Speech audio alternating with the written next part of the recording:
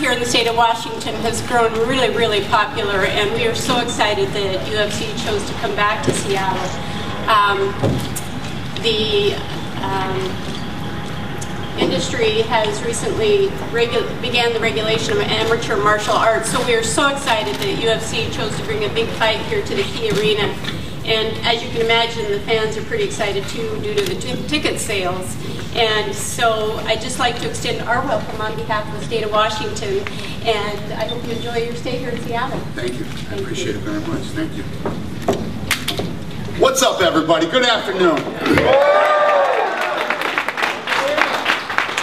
So I just flew in literally right now when we were driving here, and I was saying to my crew with me, I have not been this excited for a fight in a long time. I really haven't.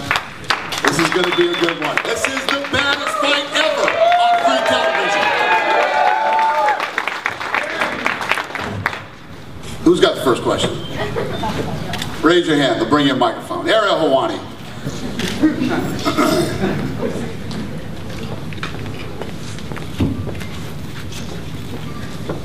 First for Dana, I noticed you brought up a belt. You usually don't bring your own belt. Is there a reason for that?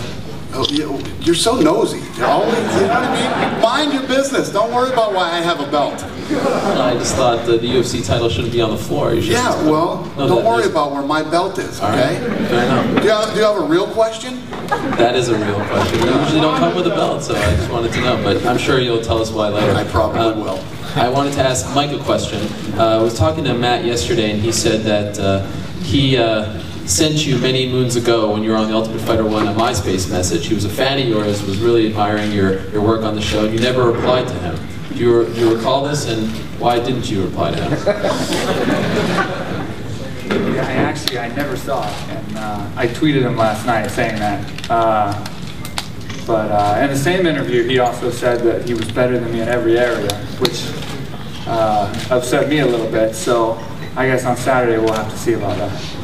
All right, and just one for BJ and Rory. I saw on bjpenn.com, which I visit frequently, that there's I guess a bet on the table that if you win, Alchemist Management, which represents Rory, will change their name to BJ Penn Management, and if you lose, bjpenn.com Radio will change their name to Rory McDonald Radio. Is that official? I heard some talk about that. I don't know if that's what the team did. That's what they want. It's official. Are you okay with that, Rory? Yeah, I don't really know much about it, but yeah, it's fine. It's good. All right, thanks, guys.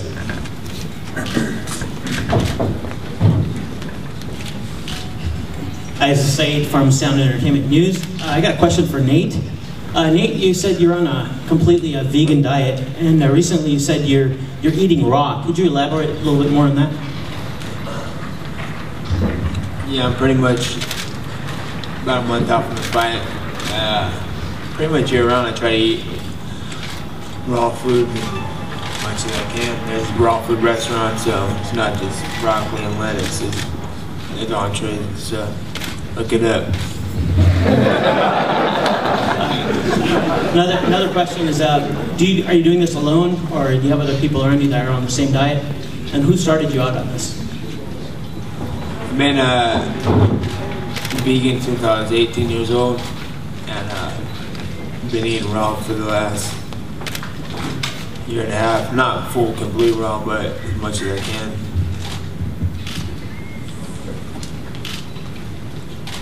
Dana, Neil Davidson from the Canadian Press. How are you, buddy? Good, thank you. Obviously, Benson is still writing his story, and Saturday night will indicate the next chapter. But given what he did in the UFC, what he's done for you in the unbeaten streak, do you think he's got his due? No, you know what? I think that I don't think he has had his due yet. You know, he's had some tough fights, close fights, where people are saying, oh, Frankie might have won this fight. This is the fight for him right here. You know, Nate Diaz is mean and nasty and comes out. You know, he finishes people by knockout, by submission. I think this is the fight for Ben Henderson. If Ben Henderson wins this fight, you know, decisively, or if he wins a decision, you know, he should finally start getting the respect he's due. Nate Diaz is the guy. Not that Frankie wasn't the guy, you know what I'm saying? But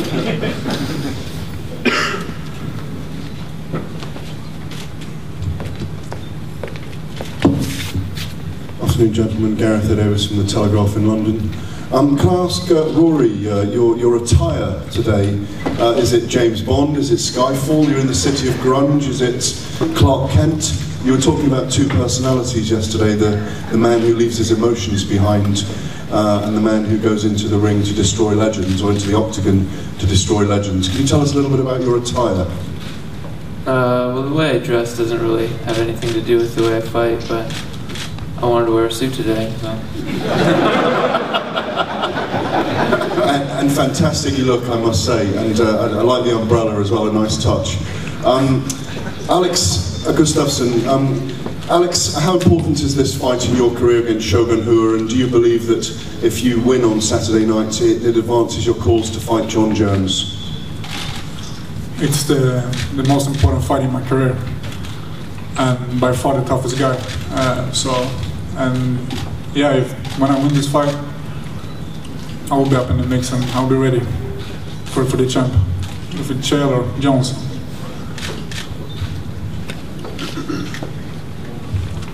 Hey Dana, Nate said yesterday that Gilbert Melendez's training partner was considering a move to featherweight and possibly making his debut in the UFC.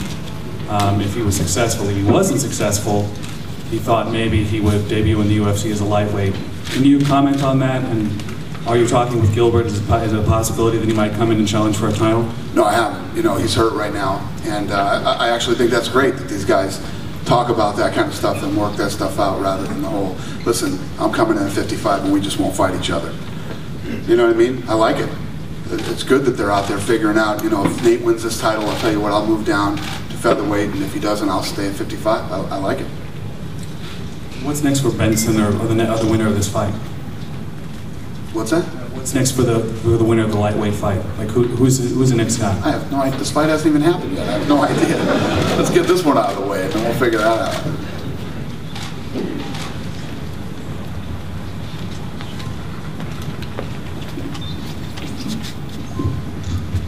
Question for Dana and then one for Benson. Dana, it would be hard to think of a fight you can make with two more different personalities and two more different fighting styles. And I'm curious if that was, when you were making this fight for Fox, looking at the main card, was that a big part that you wanted two very different characters in that?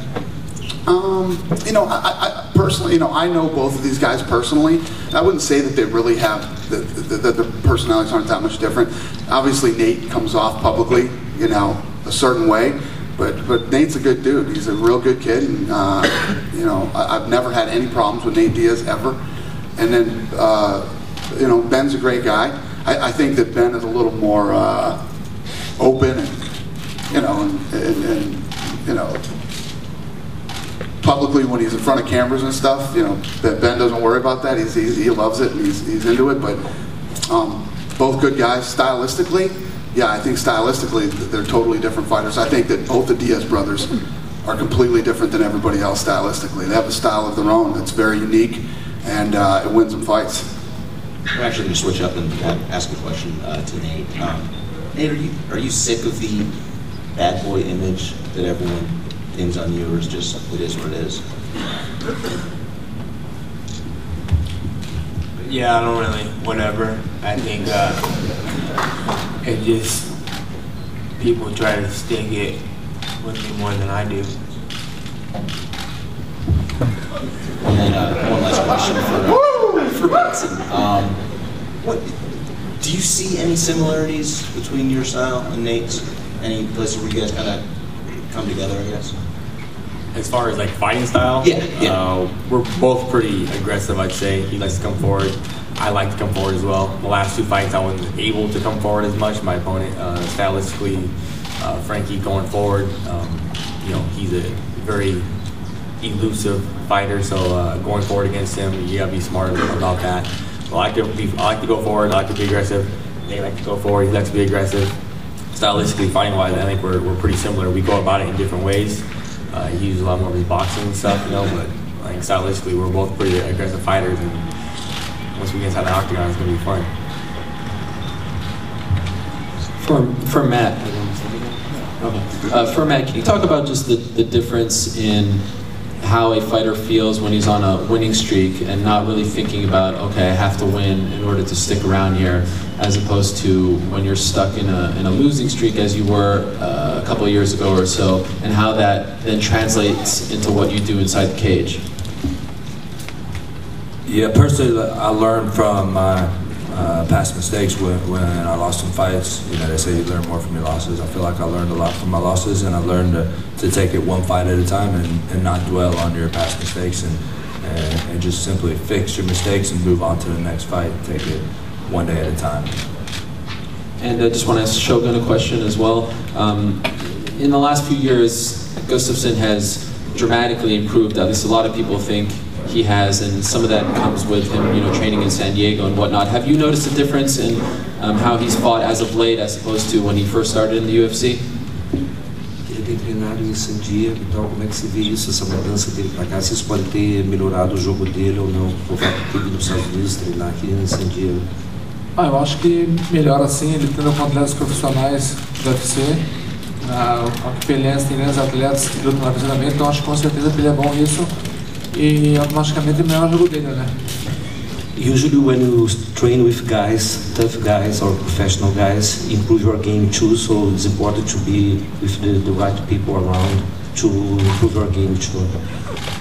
Just one last one for Alex. Yesterday, Shogun sort of smiled and hinted that he may want to pull off a submission on Saturday, which is something we don't usually expect out of him. Do you think he is being honest here, or do you think he's just trying to, you know, throw you a curveball? Shogun has been in this sport for a long time and he has his tricks, so I'll be ready for anything tomorrow, on Saturday. Dana, question for you. How are you? Do you have a replacement yet for Forrest Griffin? No. We're probably going to move. We're going to move him to another card. Phil. Yeah. Okay.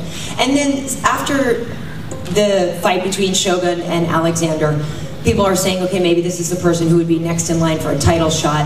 That, of course, won't be decided till April or something, right? When John and Chael fight. Yeah, after they fight. But so, yeah, do you see it that way, or you don't want to make one of these guys fight before then? It would be tough to say that. You know what I mean? I mean, look at the fights that Shogun has had in his past, 2 or 3 fights, and this is definitely, there's no doubt about it. He is the gatekeeper right now to that title. So if Alexander can beat Shogun, he'd get the shot. Shogun wins, he gets it. Unless there's some crazy shit that happens, which always does, and he has to take another fight before that because he wants to stay active or something. But other than that, yeah, the winner of this fight would get the next shot. Thank you. Dana, over here. Yeah. Yep. In the Road to the Octagon, BJ said that he doesn't really like that fans have forgotten about his legacy. They've forgotten that he's like an all-time great and a legend. Do you feel that the fans have maybe forgotten about BJ Penn, the amazing BJ Penn that was the lightweight champion? That's not really what I got out of it. Maybe I'm wrong. BJ can answer that question better than me. I think what I got out of the show and what BJ was saying is, when he made the statement like, "Where's my 10-fight win streak? Where's my I feel like BJ feels like if he really would have applied himself and taken this thing as seriously as he could have had that 20-fight win streak or whatever the number might be. And BJ is at this point now where he's like, all right, now I get it. The belt, I didn't appreciate the belt when I had it. Now that it's gone, I get it. And I'm not too old. I'm still young enough to stay in here and go on one of these type of streaks and claim my spot in history. That's how I took it. Is that right? Yes, sir. You were wrong, my friend. That was what he said.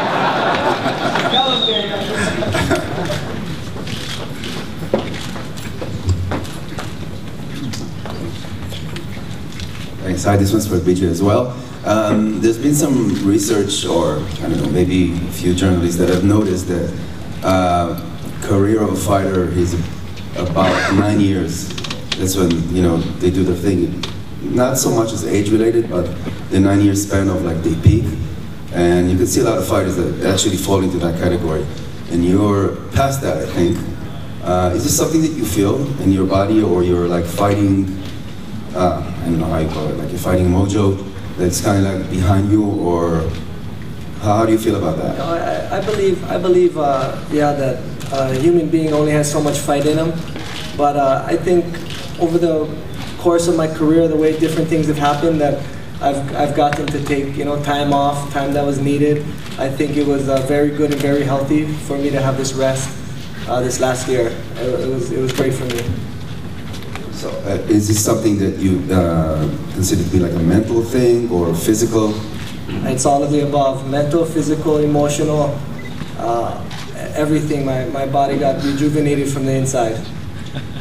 Thanks, appreciate it. Good luck. Another question for BJ. BJ, have you been offended or kind of stoked by the fact that Rory's been talking about you? I think you mentioned he was talking about you in the build-up to this fight like you were a 50-year-old. Can you talk about that a little bit? Yeah. Rory said he took this fight because he really wants to hurt me. He said I'm probably going to die in the ring, and he better be ready to back up everything he said.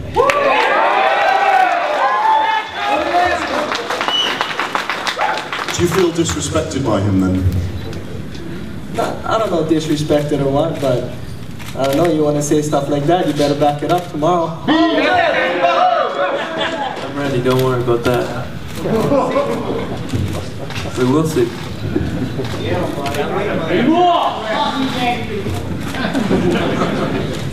This question's for Rory.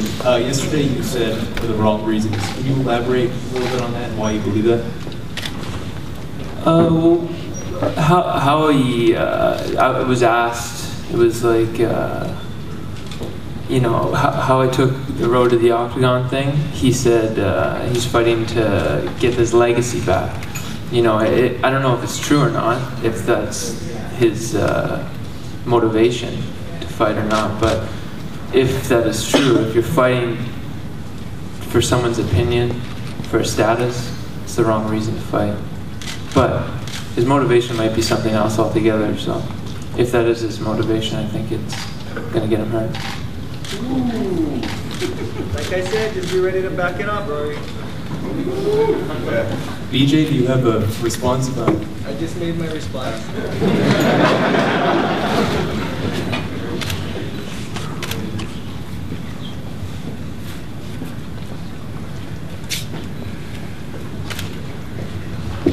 A question for Dana. In 2013, what new countries can we expect the UFC going into for the first time? India. India will be the one in 2013. Any likely time frame? I have no idea. Not yet. We will go into India in 2013. I'll take one more question. Right over here. Go ahead. Joel from King 5 here in Seattle. Hey. How's it going? How are you? Good. When you made this fight, did you have Ben in mind, being a local, to make this fight? Did you purposely, when you came to Seattle? It always helps. It's never a bad thing when a guy is from, who holds the title is from there. But the way things have gone for us lately, you know how happy I am to be standing up here with all the guys that were actually picked to fight in this card.